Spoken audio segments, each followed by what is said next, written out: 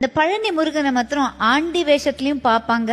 ஆனா அது முடிச்சுட்டு ஃபுல்லா சக்கரவர்த்தியா அந்த வேஷத்துலயும் பாக்குறது ரொம்ப அதுதான் அம்சமானது. அது அது அதுக்கு ஒரு தனி ஒரு ஐதீகம் இருக்கு இல்லையா? அது என்னது? அது காலையில அவன் ஆண்டி குளத்துல இருப்பான், சாயந்தரம் ராஜ அலங்காரத்துல இருப்பான்.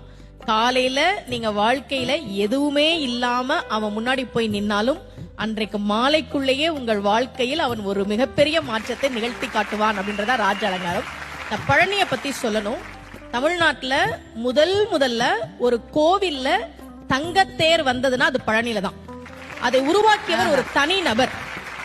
விவிசிஆர் முருகேசர் அவர் பேரு. 1947 அவர் மட்டும் ஒரு தங்கத்தேர் பழனிக்கு உருவாக்கி கொடுத்தார். இன்னைக்கும் அந்த தங்கத்தேர் தான் பழனியில இருக்கு. அதன் பிறகுதான் மற்ற கோவிலுக்கு வந்தது. விடுதலை கிடைச்ச கையோட ஒரு தங்கத்தேரையும் வாங்கிட்டாரு போல இருக்கு. ஏன் ஒரு தனிநபர் பழனி கோவிலுக்கு தங்கத்தேர் செஞ்சு கொடுக்கணும்?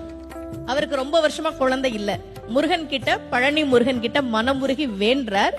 இரட்டை ஆண் குழந்தை பிறந்ததால் நன்றி கடனாக அதை கொடுத்தார். அப்போ முருகன் கிட்ட நாம ஒரு விஷயம் கேட்டா கேட்டதை விட அதிகமாக கொடுக்கக்கூடியவன் முருகன் அப்படின்றது நமக்கு தெரியுது.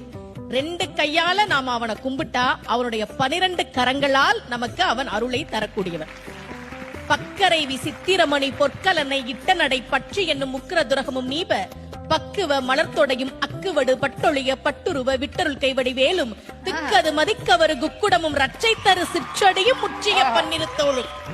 தமிழ் இது முருகனே சொன்ன திருப்புகள். முருகன் ஏன் காலை சின்னதா வச்சிருக்கான் தெரியுமா? நாமெல்லாம் புடிச்சுக்கிறதுக்கு வசதியா சின்னதா வச்சுக்கிறான். அந்த சின்ன காலை நம்ம புடிச்சுக்கிட்டா பெரிய கையால இந்தா வச்சுக்கோ என்று கொடுக்கக்கூடியவன் தான் முருகப்பெருமான்.